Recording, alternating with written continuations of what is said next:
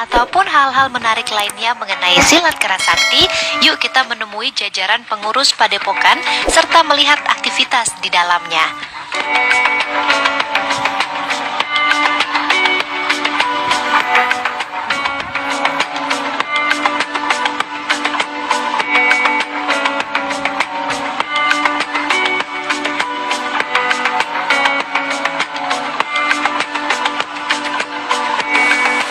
KSP Kerasakti berdiri pada tahun 1980, tepatnya pada tanggal 15 Januari 1980, yaitu didirikan di Jalan Merpati nomor 45 Kota Madiun, yang dibidani secara langsung oleh seorang tokoh sebagai guru kami yang pertama selaku pendiri dan yang membuat perguruan ini, yaitu Bapak Raden Totong Kimdarto. Beliau mendirikan perguruan KSP Kerasakti diawali dari beliau belajar di mana-mana bagaimana untuk membuat suatu perguruan ini, dan alhamdulillah di tahun 1980 tepatnya tanggal 15 Januari berdirilah perguruan KSP Kerasakti. Perguruan KSP Kerasakti ini awalnya adalah perguruan kungfu. Ya, kungfu, sehingga apa yang diajarkan awal kalau melihat mulai baju ini mungkin sudah nampak. Padepokan kami sudah nampak ciri khas Tionghoanya ya dari kungfu. Setelah dari kungfu, akhirnya guru mengambil sikap untuk masuk menjadi anggota IPSI. Tapi pelajaran yang diberikan mungkin 50% atau bahkan 75% ini masih kungfu. Jadi pencaknya hanya sebagai kelengkapan saja.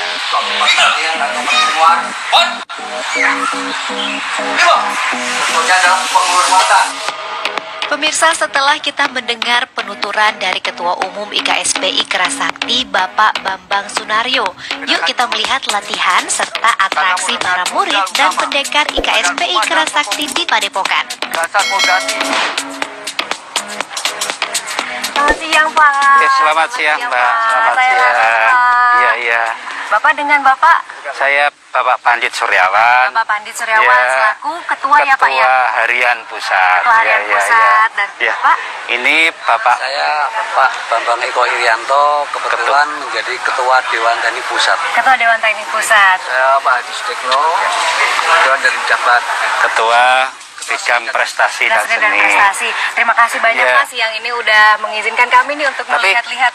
Protokol kesehatan dulu, siap, Mbak. Pak, siap, ya, kita cuci tangan dulu supaya bebas nanti kita masuk ke dalam ya. Siap, Pak. Ya. Nah, sekarang kita akan mencuci tangan dulu sebagai salah satu protokol kesehatan.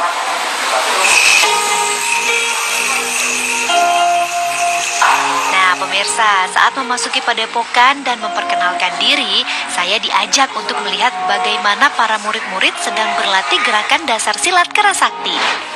Nah, Pak, ini kalau boleh tahu, ini para murid-murid ini lagi ngapain nih, Pak, nih sekarang? Ini sedang latihan, ya, Mbak, latihan dasar. Latihan dasar. Ya, latihan pemula, ya, dasar-dasar masalah persilatan itu. Biasanya kalau latihan dasar persilatan ini itu biasanya dilakukan pagi hari atau sore hari atau gimana nih, Pak?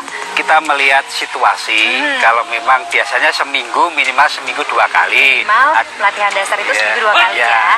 Ada yang malam, ada yang mengambil sore. Ya, sore menjelang pulang sekolah itu bisa. Kalau malam waktunya kan juga longgar untuk anak sekolah. Jadi mengikuti memang waktu-waktu peserta pesilatnya itu sendiri ya, Pak ya. Kalau latihan dasar ini sendiri biasanya berapa menit nih, Pak, dilakukannya, Pak?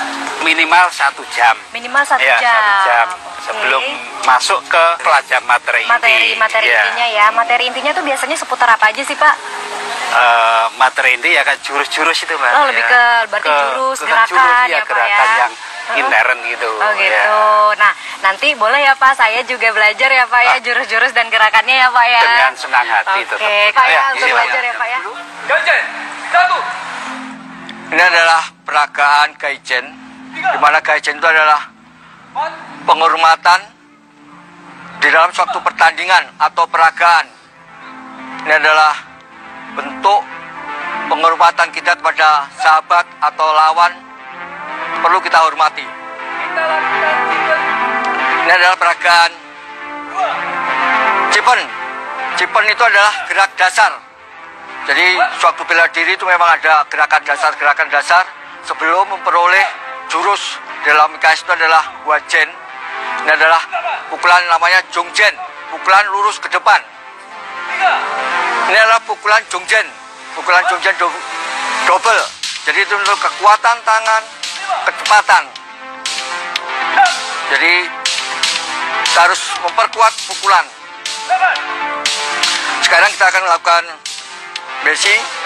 Besi adalah kuda-kuda, di dalam bahasa Indonesia ada kuda-kuda, merupakan gerak dasar, fondasi di dalam suatu perguruan, di mana setiap gerakan jurus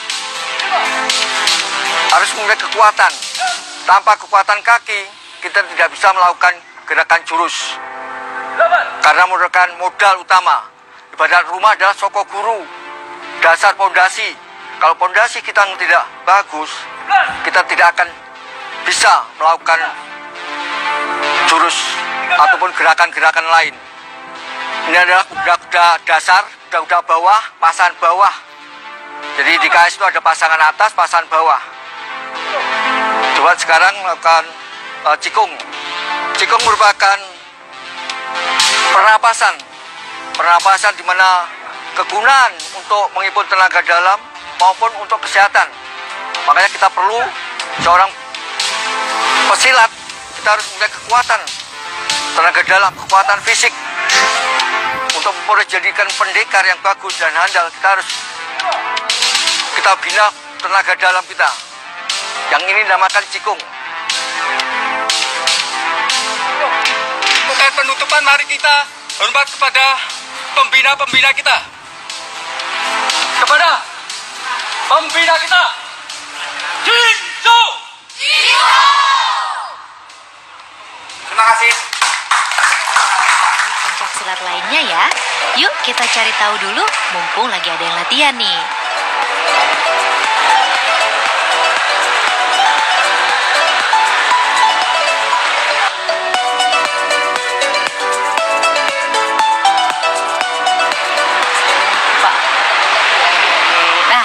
Pemirsa, saat ini saya sudah berada di dalam gedung latihan IKSPI Kerasakti Pusat Madiun. Nah, ini merupakan tempat latihan. Nah, kita akan tahu lebih banyak lagi mengenai pencaksilat. Salah satunya tentang teknik latihan dan juga teknik permainan dari pencaksilat itu sendiri. Dan saya masih ditemani oleh bapak-bapak dari pengurus dan juga para pelatih dari IKSPI Kerasakti Pusat ini. Nah, Pak, ini kalau dari pemantauan saya nih kayaknya terbagi antara 3 arena latihan nih ya Pak ya. Ada apa aja sih nih Pak? Jadi ini untuk latihan atlet, jadi untuk menunjang prestasi. Ini untuk yang atlet ya? Atlet, ya. Jadi ini yang sini juga ini untuk pertandingan, yang sebelah sana itu untuk seninya. Oh jadi ada pertandingan, ada 3 ya Pak ya? Ada pertandingan, atlet, ini pertandingan juga. Yang ini dengan yang ini bedanya apa? Beda. Kalau ini kita latihan dasar dalam artian seperti ini untuk melatih kelincahan. Jadi untuk melatih kelincahan. Itu dilatih untuk kelincahan dan ketangguhan. Baik. Kalau yang di sini itu untuk melatih keberanian. Jadi ada lawan, jadi langsung berhadapan langsung dengan lawan. Baik, jadi ini dasarnya dulu, baru kemudian ke latihan yang sini, baru ada lagi untuk seninya ya Pak ya, seni silatnya itu sendiri. Untuk peragaan-peragaan, waktu pentas ada acara-acara kita bicarakan seni itu. Oke, nah kalau gitu sekarang kita lihat dulu nih Pak lebih dalam untuk latihan dasar atletnya ya Pak ya. Boleh ya?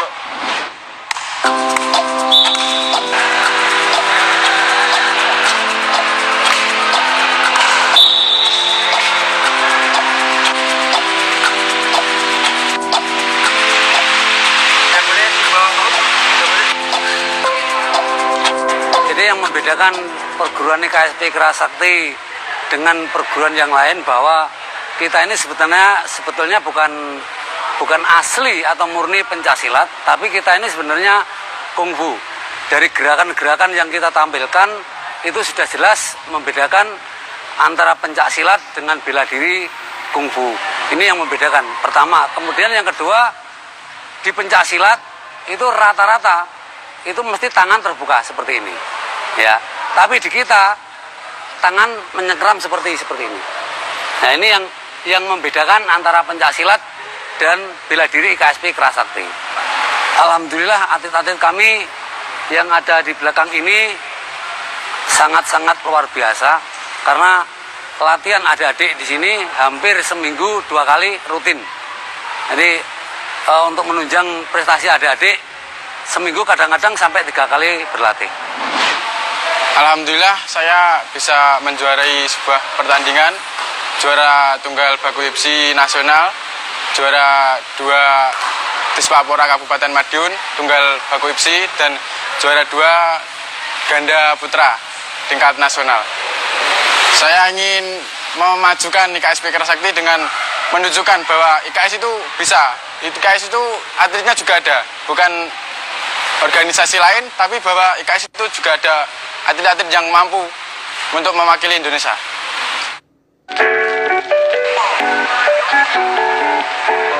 Oh ya Ortrader, mumpung saya berada di Padepokan Silat Kerasakti, rugi dong kalau pulang tidak membawa bekal ilmunya. Untuk itu, saya akan berlatih untuk mencoba gerakan dasar dari Silat Kerasakti.